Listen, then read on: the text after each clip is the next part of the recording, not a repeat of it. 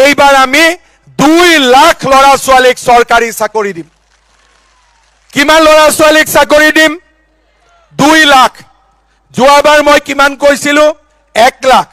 আৰু এইবাৰ আমি কিমান কৈছো? যে এইবাৰ আমি 2 লাখ ল'ৰা ছোৱালীক আমি চৰকাৰী চাকৰি দিম। আপোনালোকক মহিলাসকলক আমি 25,000কৈ টকা দিয়াৰ ব্যৱস্থা কৰিম। 10,000 পালে এইবাৰ আপোনালোকে 25,000 পাব। লাগিব নে নালাগে? লাগিব। চৰকাৰ বিজেপিৰ আনিব নে নানিব? এজিপিক ভোট দিব নে নিদিব? পাক্কা দিব। অৰুণোদয় 9,000 কোনে কোনে পালে?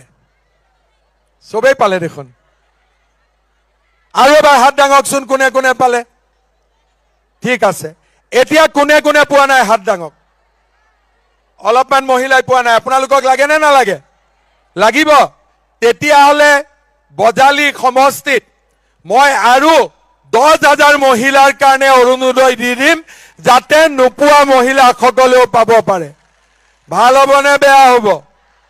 ভাল হ'ব। 25,000ও পালে, অৰুণোদয় পালে। 100 টকাত আপোনালোকে দালি চেনি নিমখ কিনিছে নে নাই কিনা? কোনে কোনে কিনিছে হাত দাঙক। চবেই কিনিছে। এতিয়া অহাবাৰ আপোনালোকক কি দিম? দালি চেনি নিমখৰ লগত মিঠাতেলো আমি যোগ কৰি দিম। লাগিব নে নালাগিব? কোনবাটো নালাগা আছে? নালাগা কোনো নাই? সঁচাই কৈছে না? আবুটোকো লাগিব মাই। এই আবুকো লাগিব। আবুটো একদম থিয় হৈ লৈছে। লাগিব। তেতিয়াহ'লে আমি সকলোৱে কি কৰিব লাগিব? কি কৰিব লাগিব? কাক ভোট দিব লাগিব? হাতী ছবিত ভোট দিব লাগিব। লাগিব নে নালাগিব? আৰু সকলোৱে আপোনালোকে হাতী ছবিত ভোট দিব। লগতে এইবাৰ আপোনালোকক মই আৰু এটা কথা ক'ব খুজিছো। আমাৰ ল'ৰা ছোৱালীক মই ক'লো যে 2 লাখ চাকৰি দিম, কিন্তু ল'ৰা ছোৱালীয়ে পঢ়া শুনা নকৰিলে চাকৰি ক'ৰ পৰা পাব? চাকৰিটো নাপাব। কিন্তু পঢ়া শুনা কৰিবৰ কাৰণে মাক বাপেককতো পইচাও লাগিব, ইউনিভাৰ্চিটিত পঠাব। সেইকাৰণে এইবাৰ আমি ঠিক কৰিছো যে ল'ৰা ছোৱালীক পঢ়াব, মাক বাপেকে 1 টকাও খৰচ কৰিব নালাগে, পুৰা খৰচ চৰকাৰে দিব। নিযুত মইনা, নিযুত বাবু আমি টকা বঢ়াই দিম, যাতে মাক বাপেকে 1 টকাও খৰচ কৰিব নালাগে।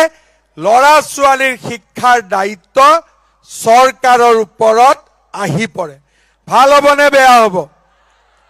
অৰুণোদয় পালে, চাউল পালে, দালি পালে, তেল পালে, নিমখ পালে, চেনি পালে, লগতে 25,000 টকাও পালে, আৰু তাৰ লগতে ল'ৰা ছোৱালীৰ পঢ়াৰ খৰচো আপোনালোকে দিব নালাগে। কোনে দিব? কোনে দিব? চৰকাৰে দিব। কোনে দিব? মামাই দিব। হয় নে নহয়? তেতিয়াহ'লে মামাক ভোট দিব লাগিব নে নালাগিব? লাগিব নে নালাগিব? আকৌ এজিপি বিজেপি কৰি থাকিবনে নে পুৰা ভোট দি দিব মামাক? মামাৰ চৰকাৰ হ'ব লাগিব নে নালাগিব? লাগিব। যদি হ'ব লাগিব, ধৰ্মেশ্বৰ ৰায়ক জিকাব লাগিব নে নালাগিব? দিলীপ বৰুৱাক ভোট দিলে চৰকাৰ মামাৰ হ'ব নেকি? হ'ব নেকি? তেতিয়াহ'লে আমি ক'ত ভোট দিব লাগিব? য'ত ভোট দিলে মামাৰ চৰকাৰ হয় তাতে ভোট দিব লাগিব নে নালাগিব? গতিকে আপোনালোকে ধৰ্মেশ্বৰ ৰায়ক ভোট দিলে ভোটটো কালৈকে যাব? ভোটটো মোলৈকে আহিব। কাৰণ চৰকাৰ কোনে কৰিব? চৰকাৰ আমি কৰিম। যদি বজালী ৰাইজে এজিপিক ভোট নিদিয়ে, চৰকাৰ কৰিবৰ কাৰণে এখন কমি থাকিব নে নাথাকিব? থাকিব নে নাথাকিব? সেই কাৰণে কাৰো কথাত আপোনালোকে ভুল নাযাব, মানুহ থাকিব, ইটো সিটো কৈ থাকিব, কিন্তু আপোনালোকে এটাই কথা চিন্তা কৰিব, মামাৰ চৰকাৰক ভোট দিলে ল'ৰা ছোৱালীয়ে চাকৰি পাব, আপোনালোকৰ ঘৰ চলোৱাত সুবিধা হ'ব, ল'ৰা ছোৱালীক শিক্ষিত কৰাত সুবিধা হ'ব। তাৰ লগতে যোৱাবাৰ আমি কি কৰিছিলো, এটা নতুন আঁচনি আনিছিলো, মুখ্যমন্ত্ৰীৰ আত্মনিৰ্ভৰ অসম। এই আঁচনিটোৰ জৰিয়তে নিবনুৱা যুৱক যুৱতীক আমি চাকৰি দিয়াৰ উপৰিও ব্যৱসায় কৰিবৰ কাৰণে 2 লাখকৈ টকা দিছিলো। কিমানক দিছিলো? 1 লাখ ল'ৰা ছোৱালীক। আমাৰ বজালীৰ কিমানে পাইছিলে? 700 বা 800 ল'ৰা ছোৱালীয়ে পাইছিলে। এইবাৰ আমি কি কৰিছো, চৰকাৰী চাকৰি 2 লাখক দিম, কিন্তু বেপাৰ বাণিজ্য কৰিবৰ কাৰণে আমি যি 2 লাখ টকা দিয়াৰ আঁচনি আছিলে 1 লাখ ল'ৰা ছোৱালীক আমি দিছিলো, এইবাৰ আমি 10 লাখ ল'ৰা ছোৱালীক আমি দিম। 10 লাখ, তাৰ মানে আমাৰ বজালী সমষ্টিত কিমানে পাব? 10,000 ল'ৰা ছোৱালীয়ে পাব। গোটেই অসমত 10 লাখ আৰু বজালীৰ বাবে কিমান? 10,000। আপোনালোকে চিন্তা কৰক, আমাৰ চৰকাৰখনক ভোট দিলে আমি কিমান প্ৰকাৰে উপকৃত হ'ম। আজি কংগ্ৰেছৰ দিনত বজালীৰ উন্নয়নৰ বাবে কোনেও কাম কৰা নাছিলে। ৰঞ্জিত দাস ডাঙৰীয়াৰ প্ৰচেষ্টাত আজি আমাৰ বজালীত সুন্দৰ সাহিত্য সভা হ'ল, গাঁৱে ভূঞে ৰাস্তা হ'ল, ভট্টদেৱ ইউনিভাৰ্চিটি হ'ল, বজালীত জিলা হ'ল। এতিয়া বজালীক আমি কি কৰিব লাগিব? বজালীত আমি নতুনকৈ মেডিকেল কলেজ এখন আমি ইয়াতে বনাব লাগিব। লাগিব নে নালাগিব? বজালীত জিলা কোনে দিছিলে? কোনে দিছিলে বজালীত জিলা? বজালীত ইউনিভাৰ্চিটি কোনে দিছিলে?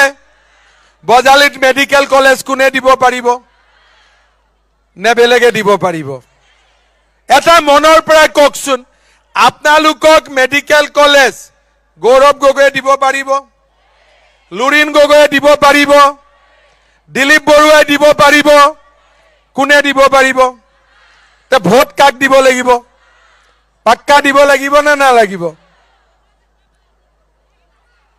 দিব লাগিব নে নালাগিব? ভোট পাক্কা দিব লাগিব। সকলোৱে আপোনালোকে একেবাৰে কোনেও এটা ভোটো অপচয় নকৰিব।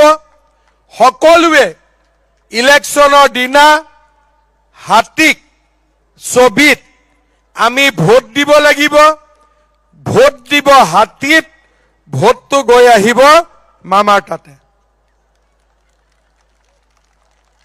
ভোটটো ক'ত আহিব? কাৰ চৰকাৰ হ'ব? কিন্তু বজালী সমষ্টিত বোলে এজিপি বুলি নিদিলো, বোলে বৰপেটাত এজিপি বুলি নিদিলো, ভবানীপুৰত বিজেপি বুলি নিদিলো, নলবাৰীত এজিপি বুলি নিদিলো।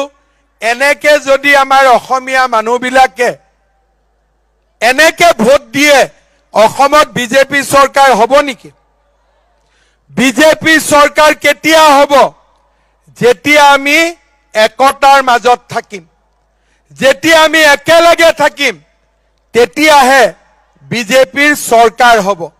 আৰু সেইকাৰণে অহা 9 এপ্ৰিলৰ নিৰ্বাচনত সকলোৱে হাতীৰ ছবিত ভোট দিব। আৰু আমাৰ দিছপুৰত নৰেন্দ্ৰ মোদী চৰকাৰ, মামাৰ চৰকাৰৰ বাবে আপোনালোকে ভোট দিব। মই আকৌ এবাৰ আপোনালোকক অনুৰোধ কৰিম, সকলোৱে যাতে অসম গণ পৰিষদ দলৰ প্ৰাৰ্থী ধৰ্মেশ্বৰ ৰয় ডাঙৰীয়াক ভোট দিয়ে। উন্নতিৰ দায়িত্ব মোৰ বজালিত মেডিকেল কলেজ